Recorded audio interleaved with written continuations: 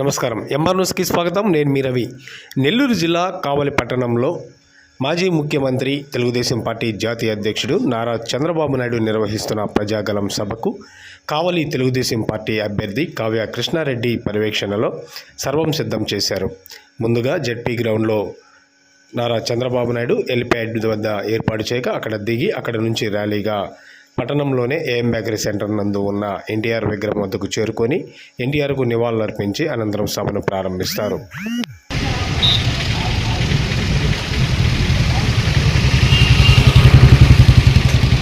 ఉమ్మడి అభ్యర్థి శ్రీ గగుమాటి వెంకట కృష్ణారెడ్డి గారు మన నెల్లూరు ప్రచారంలో భాగంగా కావలి పట్టణంలోని ఏఎం బేకరీ సెంటర్ ను ఎన్టీఆర్ విగ్రహం వద్ద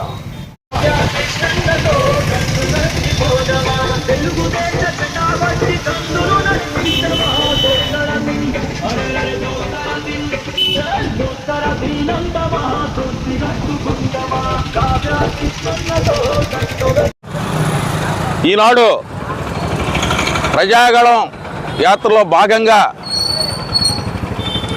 తెలుగుదేశం పార్టీ జాతీయ అధ్యక్షులు నారా చంద్రబాబు నాయుడు గారు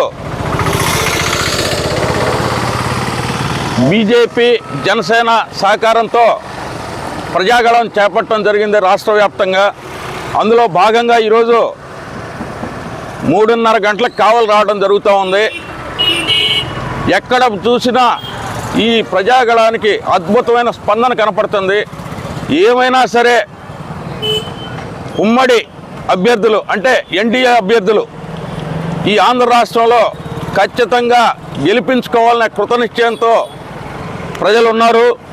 వీరు ఎన్ని కుయుక్తులు బన్నినా ఎంత డ్రామాలు వేసినా కానీ ప్రజలు నమ్మే స్థితిలో లేరు.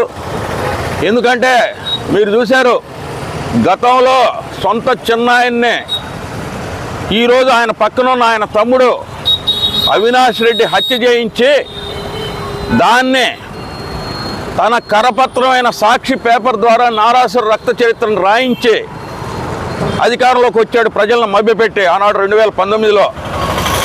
బట్ సునీతమ్మకి డౌట్ వచ్చి వివేకానంద రెడ్డి గారి కుమార్తె కోర్టును ఆశ్రయించి కోర్టు ద్వారా నిజాలు బయటకు వచ్చేటట్టు చేసింది ఆమె.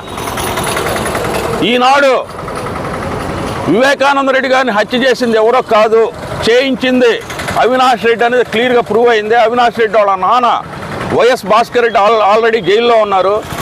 ఈనాడు బెయిల్ మీద కంటిన్యూ అవుతున్నాడు వైఎస్ అవినాష్ రెడ్డి.